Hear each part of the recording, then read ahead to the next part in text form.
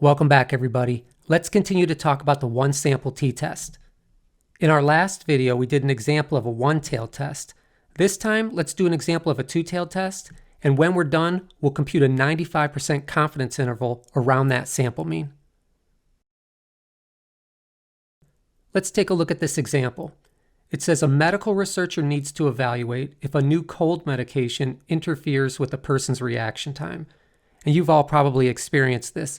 You've taken some type of medication and you just feel a little bit dazed, a little bit out of it, and you realize that if you were to drive a car, you probably couldn't react as quickly as you would otherwise.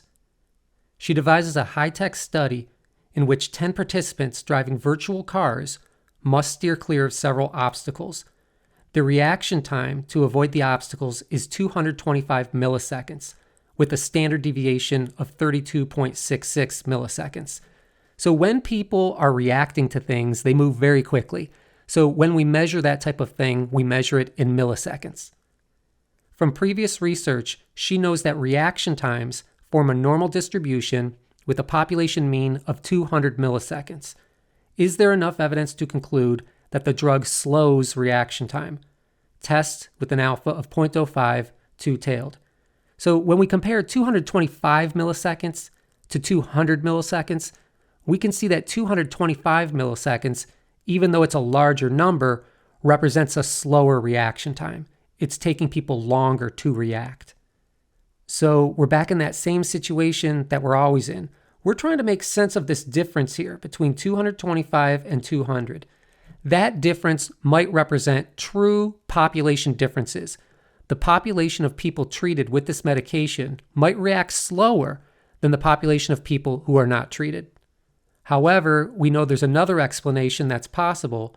It's possible that this treatment has no effect at all, and the difference that we see there between 225 milliseconds and 200 milliseconds is exactly the type of difference we would expect simply due to sampling error.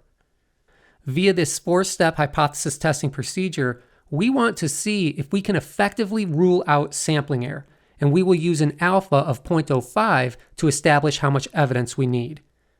You can also see that we're using a two-tailed test. Remember the way we see it for our class. If theoretically speaking, your results can go either way, you should probably be doing a two-tailed test. So we need to ask ourselves, is it possible that this medication could slow reaction time? Yes, that seems possible. Is it possible that this drug could make your reaction time go quicker? That seems theoretically possible as well.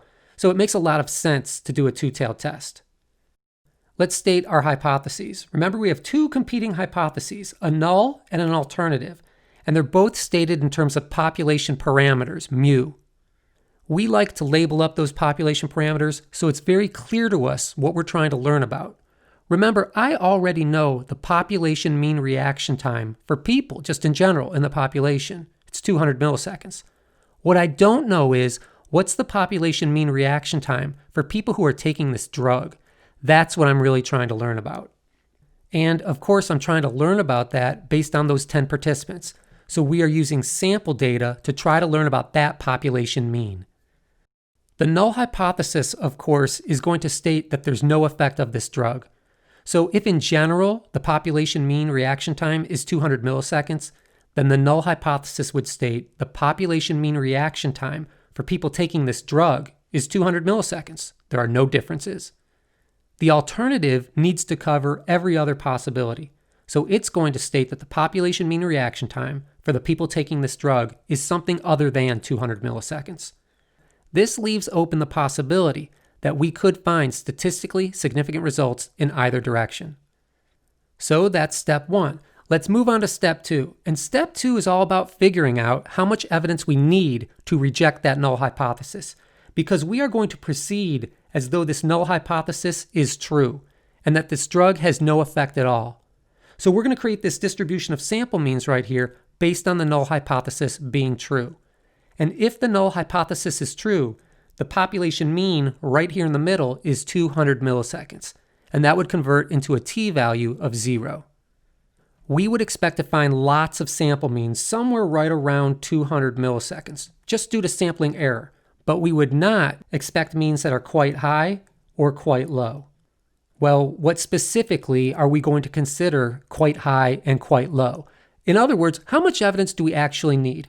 Where are we going to draw that line and conclude that if we pass that line, we now have enough evidence to reject the null hypothesis, because our data would be so inconsistent with the null hypothesis? Well, you might recall that this distribution of all possible sample means changes shape based on the amount of data that we have. In other words, it keeps changing its shape based on our sample size. If we have a sample size that is relatively low, that distribution is kind of shorter and more broad than normal. But as we collect data from more people, as we have research studies with larger sample sizes, that sampling distribution becomes more normally shaped. We have a relatively low sample size. It's based on 10 people. So what we need to do to figure out where those critical regions are located is compute degrees of freedom. And we know that degrees of freedom is really easy to compute. It's simply going to be based on our sample size minus 1. If we have 10 people in our sample, we have 9 degrees of freedom. What we need to do now is look up the t-values that mark off those critical regions, those rejection zones. So let's go take a look at our t-table. In this example, we don't have any information about the population standard deviation, so we know we're doing a t-test. So here's our table for the t-distribution. For this particular test, we're using an alpha of 0.05 two-tailed, and we know that's very common. So here it says level of significance two-tailed test. These are all of the alpha levels for a two-tailed test. Right here is the column for 0.05. So now we just want to go down this column until we see the row for 9 degrees of freedom. And right over here is where it shows degrees of freedom. Here's 9 degrees of freedom, so this is the appropriate row. I move across. Here's the column for 0.05 two-tailed. This must be the value that I need. Plus and minus 2.262. And here you can see I took that sampling distribution and I marked off the critical regions at positive and negative 2.262. So now we know how much evidence we need to reject the null hypothesis. Step 3 is going to tell us how much evidence we actually have. Because we need to figure out where is 225 milliseconds. Is 225 milliseconds right around here? One of these sample means that's relatively likely to occur just due to sampling error. Or is 225 milliseconds in this rejection zone? And this is the area where we have decided these means are unlikely to occur by chance. If our sample mean is in that area, we conclude that we have effectively ruled out chance. Well, this is a t-distribution, so the only way we're going to figure out where 225 milliseconds is to transform that measurement into a t-value. In order to transform a sample mean into a t-value, we would need to know a population mean to compare it to. We have that. That's 200 milliseconds. That's always the value based on the null hypothesis. And we would also need to know the estimated standard error of the mean. We don't have that yet. So let's look at the formula for the estimated standard error of the mean. We would need to know the sample size. We have that. We have 10 people that we measured. And we would also need to know the sample standard deviation. And that's already been computed for us. That's right here. It's 32.66. So we have everything that we need to compute the estimated standard error of the mean. Let's do that now. We're going to take that standard deviation, 32.66, and then divide by the square root of 10. Let's replicate that together. I'm going to punch in 10 and then hit my square root key. So that equals 3.16. Let's go ahead now and take 32.66, that's the standard deviation, and then divide by 3.16. That equals 10.34 approximately. 10.34. So let's go ahead now and stick that into our formula for t. So we take our sample mean, which is 225 milliseconds. We see how far away that is from the population mean, which is 200 milliseconds. Do you see how that numerator is measuring the differences we're actually observing? These are the differences that we're dealing with in this research study. The people who were medicated were responding about 25 milliseconds slower. And then we're going to divide that by the standard error of the mean, which measures differences between means that we would expect just due to sampling error. So we're looking at differences that we observe over differences we expect by chance. T will tell us how big those differences are relative to the differences we would expect just by chance. So we're left with 25 divided by 10.34, and that gives us a t-value of 2.42. All right, that tells us how much evidence we actually have. Let's take this obtained t-value. We often refer to that as t obtained, and then compare that with t critical, our critical value. So remember, right here in the middle, we have a t-value of 0. Right over here, I have a critical value of 2.262. 2.42 is a little bit beyond that. We are inside this critical region. We are inside the rejection zone. And that's the information that we need to know to interpret our results. So the primary question we ask ourselves is our sample mean inside that critical region? And the answer is yes, we are in the critical region. Yes, we are in the rejection zone. If the answer to that primary question is yes, then the answer to all of the follow-up questions will be yes. The first follow-up question is, should we reject the null hypothesis? And the answer is yes, we should. So you can go ahead and cross that out. We're going to reject the null hypothesis and embrace the alternative. And let's take a look at it and see what it actually says. It says the population mean reaction time for the people taking the drug is not 200 milliseconds. We have evidence that the mean reaction time is slower than 200 milliseconds. Next follow-up question, do we have statistically significant results? And the answer is yes, we do. Remember, when we say we have statistically significant results, it doesn't mean our results are really important. It doesn't mean the effect size is really big. All it really means when we say we have statistically significant results is that it's very unlikely to find our data due to chance, given our initial assumption that the null hypothesis is true. Do you see how our data was inconsistent with the null hypothesis? That's why we rejected it. That's what it means to have statistically significant results. It's very unlikely to find our data if the null hypothesis is true. And just to have a complete picture of what's going on, the final question we ask ourselves is it possible that we're making a type 1 error? And yes, it is possible that we're making a type 1 error. Remember, a type 1 error is when we say we have statistically significant results and we're wrong. In this case, we say the drug slows reaction time and we're wrong. Because keep this in mind, this is a distribution of all possible sample means. All of these sample means occur when the null hypothesis is true. It's just that these sample means right here, they don't occur very often at all. And we need to be reasonable. At some point, we need to say to ourselves, how much evidence do we need to say that the null hypothesis is unlikely to be true? So we drew a line, and our data was in that critical region. It was in that rejection zone. We concluded we had enough evidence. It is possible that we're making a type 1 error, but that probability is relatively small. The probability of making a type 1 error in this situation over the long run is 5% because we're using an alpha of 5%. The final thing that we typically do before we write up our results is draw a conclusion about the p-value, the probability of finding our results just by chance, because we're going to have to pick between the probability being less than 5% or the probability of finding our results just by chance being greater than 5%.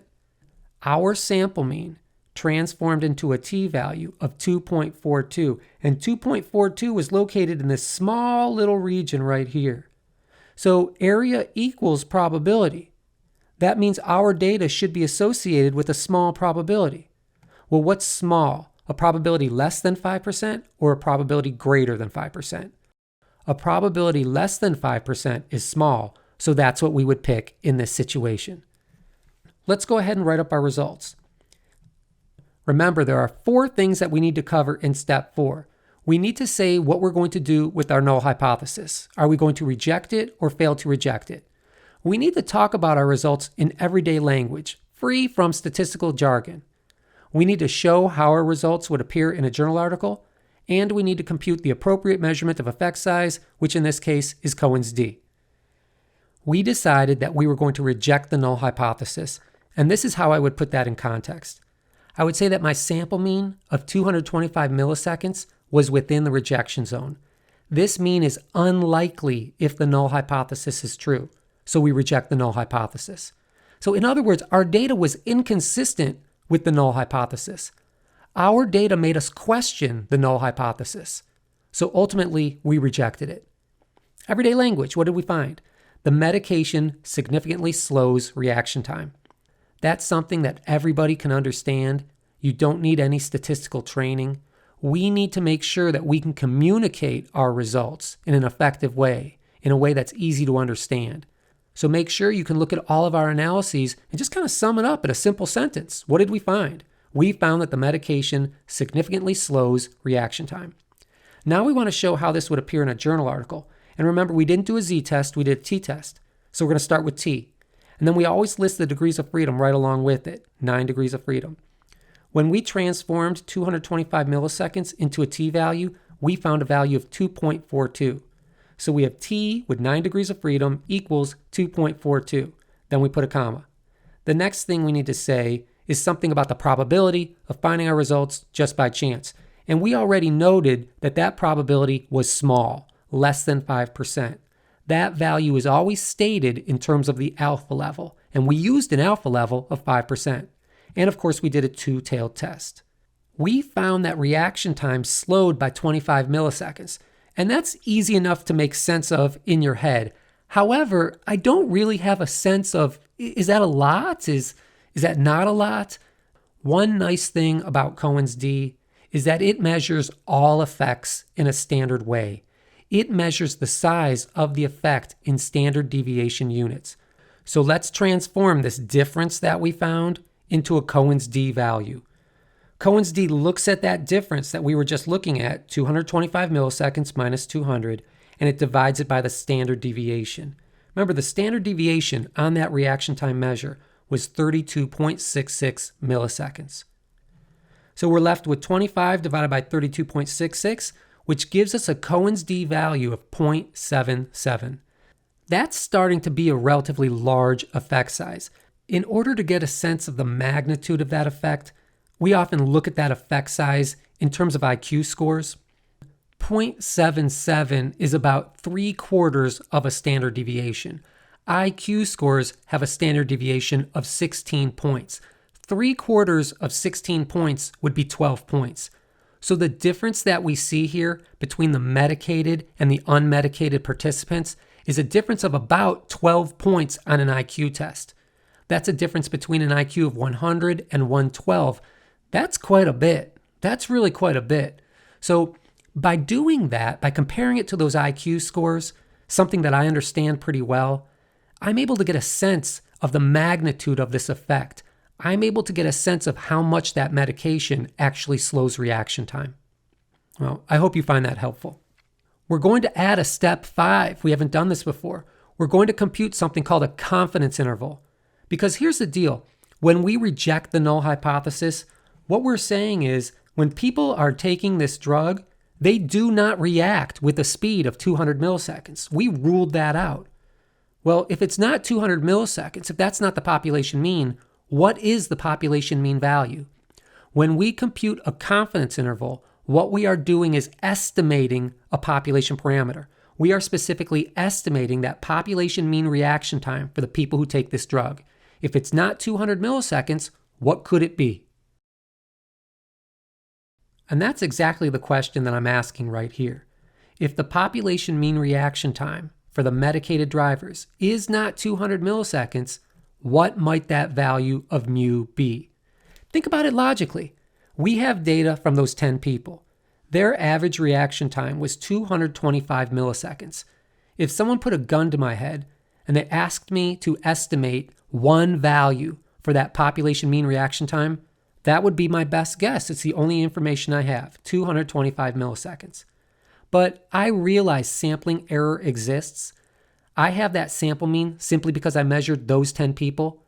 If I measured another 10 people or another 100 people, I would find another sample mean. So my point is 225 milliseconds is a very precise estimate because it's one value, but it's unlikely to be correct. So what we want to do is create an interval of values, a range of values. A range of values will be less precise because a range of values is not just one number, but that range of values is much more likely to include the true population mean. That's what a confidence interval is all about. As it states right here, this confidence interval is going to use our sample mean. That's the only information we have right now to estimate that range of potential values. So that's where we're going to start. We're going to start with 225 milliseconds, and then we will build that range of values around it. Let me just show you this graphic real quickly, just to show theoretically what essentially we're doing. This again right here is a distribution of all possible sample means. Instead of having 200 milliseconds right there in the middle, we're now going to put 225 milliseconds. Remember, we rejected the null hypothesis.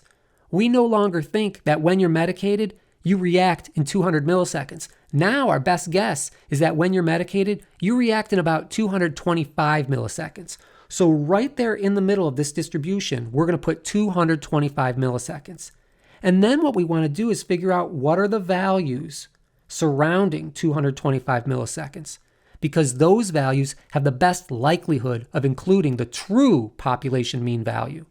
We will be computing what we call a 95% confidence interval. So we're going to find the sample means that mark off the middle 95% of this distribution with 225 milliseconds right in the middle. In order to compute that 95% confidence interval, we're going to use this formula right here. So we're trying to estimate the population mean value, the population mean reaction time when taking the medication. We will start with that sample mean of 225 milliseconds. And then to that sample mean, we will add and subtract some value. We are adding and subtracting some value because that will then leave us with a range of values, a high number and a low number surrounding that sample mean.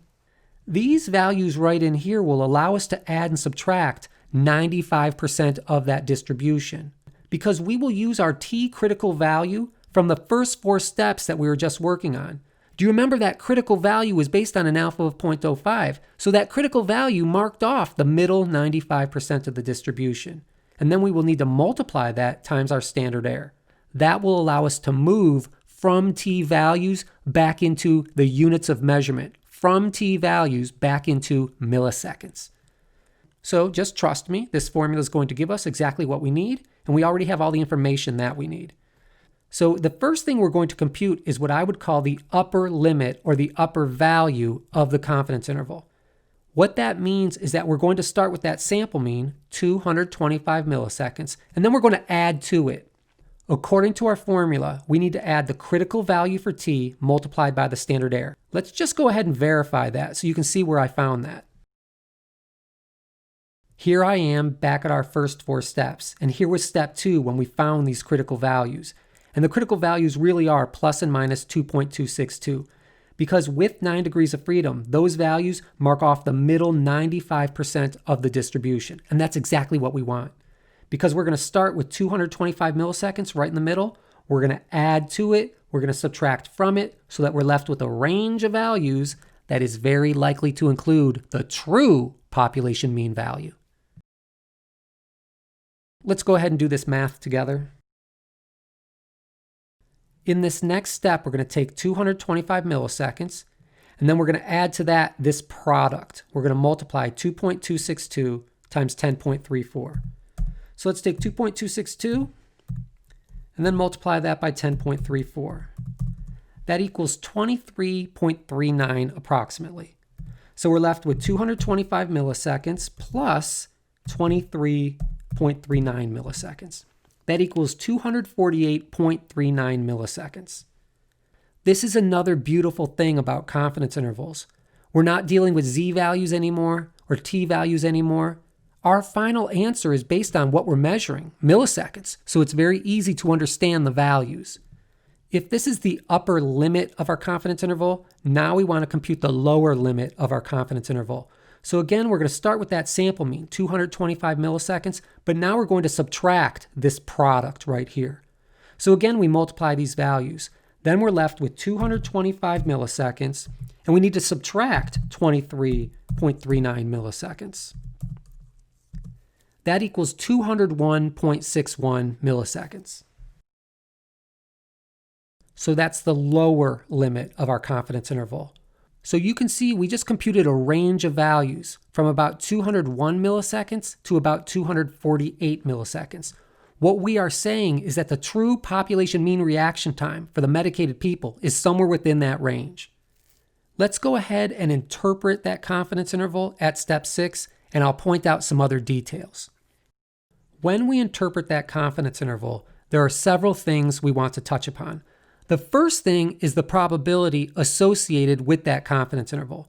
This is a 95% confidence interval. What that means is the probability is 0.95, and that's a very high probability. The probability is 0.95 that the true population mean reaction time for the medicated drivers is somewhere between that range of values, 201 milliseconds and 248 milliseconds. This is indeed based on probability, but some people like to interpret probability in terms of confidence. That's another reason why it's called a confidence interval.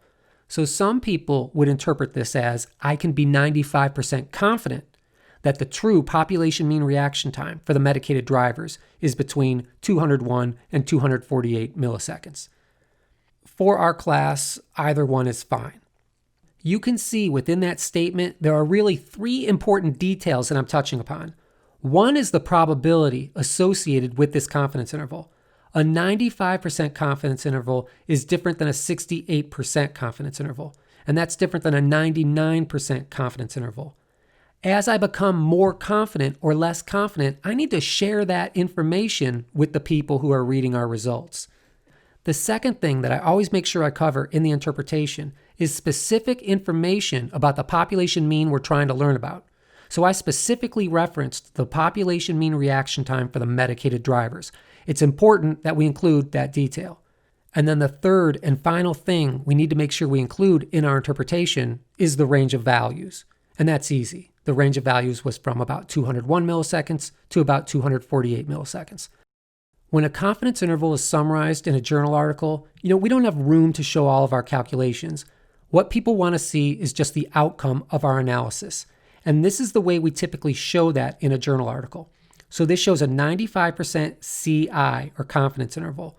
And then in brackets, we list that lower value, a comma, and then the higher value. Now pay attention to this because this is important. This confidence interval that we just computed gives us all the information that we found within those 4 steps that we just computed previously. When I look at that confidence interval, I can see that we rejected the null hypothesis. The null hypothesis was based on 200 milliseconds in terms of reaction time. What number do you not see within this confidence interval? You do not see 200 milliseconds. That should always be the case when we reject the null hypothesis. If we reject the null hypothesis, that value will not be within our confidence interval. So these confidence intervals are really very nice. Just by looking at it, I can see if we have statistically significant results. And in this case, we do. But I can also get an estimate of the actual value of that unknown population parameter. And we're estimating that it's somewhere between 201 and 248 milliseconds. When that range is really very wide, and in this case, it's pretty wide, it's much less helpful to us.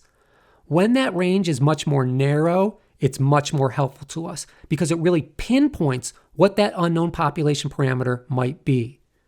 That's why many people say that the real advantage of computing a confidence interval is that that range of values gives us a sense of how certain we are about our estimate.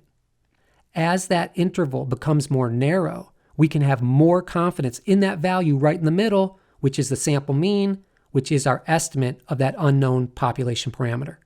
So in other words, these confidence intervals are very likely to include the true population parameter. Over the long run, if we were to collect data from other samples and then compute other confidence intervals, that's what's represented in this graphic, other confidence intervals, 95% of them would include the true value of the population mean we're trying to learn about. But about 5% of the time, with the 95% confidence interval, we would create an interval of values that does not include the true population mean. And that makes sense because we're using an alpha level of 0.05. We have an error rate of 5%. That, my friends, was our first analysis using confidence intervals. We're going to get some more practice with that as the semester goes on. We have one more example to do with the one-sample t-test. I'll see you in that next video. In the meantime, be safe.